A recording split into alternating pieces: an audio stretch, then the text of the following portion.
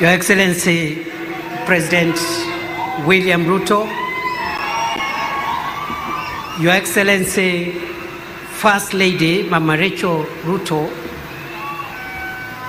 all protocols as already established, I ride on them. No arms of government or agencies and the representations of foreign and friendly countries present.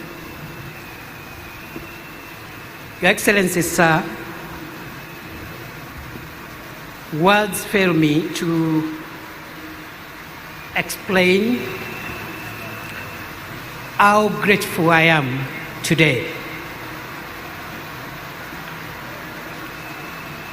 I'll say that I am grateful to Almighty God who orders the steps and the affairs of every human being on earth. I am grateful to you, sir, for the honor you have given me to serve under you. Your Excellency, I've been your political student for nearly 20 years now, and nothing in the political space has helped me to pick up lessons more than the years that I have worked and served around you in various capacities. Therefore, Your Excellency, I'm grateful for the honor which you have given me. I promise you, before this congregation and before God, that I will not let you down for the privilege you have given me. Your Excellency, sir, in the same breath of gratitude, I am grateful to all the institutions who have facilitated this process, including the ceremony we are having today. And I want to agree with what my elder brother, His Excellency Musalia Mudavadi, has said. Whatever has happened in the last few weeks, and indeed in the recent past, is a testament of the maturity of our democracy and is a testament that our institutions work. Your Excellency, sir, allow me, having thanked you, also to thank the very many people whom I have had an opportunity to learn from them. I may not enumerate all of them, but I've had the privilege of learning from so many great people. And even as we celebrate our Constitution and our democracy, I pay tribute to those who purposed to fight for and defend the establishment of our country and our constitutional order. I am grateful to those who are responsible for creating the Kenya that we live in today, in the past and in the present. I am grateful to those who fought for this Constitution, and I am grateful to all heroes of our country in the past and in the present. Your Excellency, I am grateful to this country for raising me, and I have had so many people to help me grow into who I am today. And therefore, as I discharge the burden that you have placed me, Your Excellency, the burden you have placed on my shoulders, I am grateful that I will discharge that burden with the benefit of having grown and continuing to grow under the feet of not just my father and mother who gave birth to me, but the many elders of their generation who helped me to shape and make me what I am today over time. I am truly grateful. Those who taught me in the formal and the informal setup. Your Excellency, I'm grateful to my family. With your permission, I want to pay tribute to 4 people who have made huge sacrifices, especially in the 14 years, 15 years or so I have been in politics. Before then, I had spent a decade in academia, and of course, I'm also grateful to the professors and the colleagues with whom we worked with.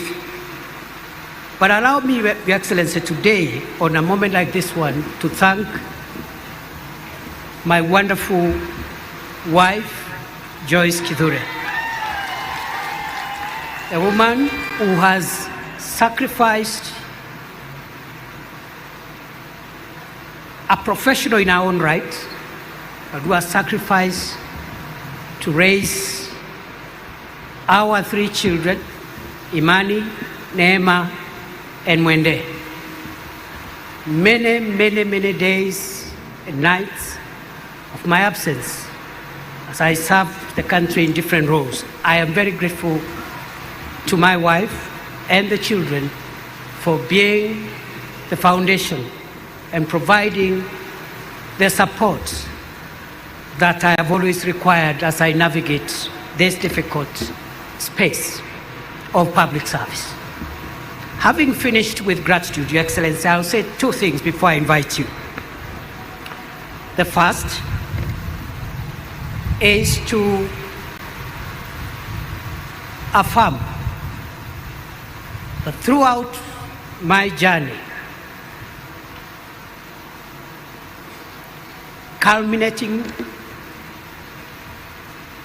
with this moment, I have come to believe that Kenya is the country of possibility. Your Excellency, for a person such as I to stand here today and take oath of the office of the Deputy President, it can only happen in Kenya. Your Excellency, I was born 52 years ago in one of the remotest parts of Kenya. But because Kenya is the land and the homeland of possibilities, today, I, perhaps the most unlikely person, is standing here today because Kenya has made it possible for anybody to become anything in this country. I don't take it for granted.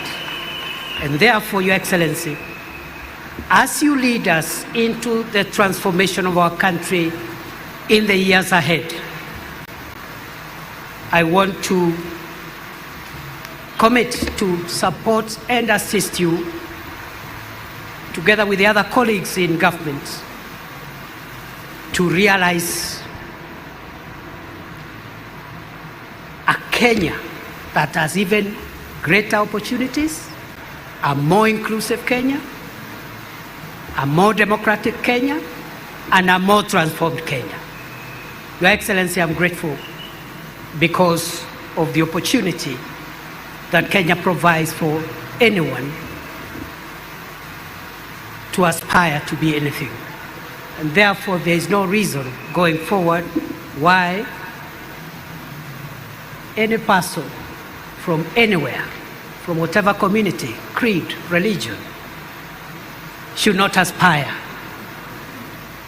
to become anything in our country, because I am a testament that Kenya is the homeland of possibilities. Finally, Your Excellency, I have reflected on the words of the oath of office I have taken both the oath of allegiance and also the oath for due execution of the functions of the office of the Deputy President.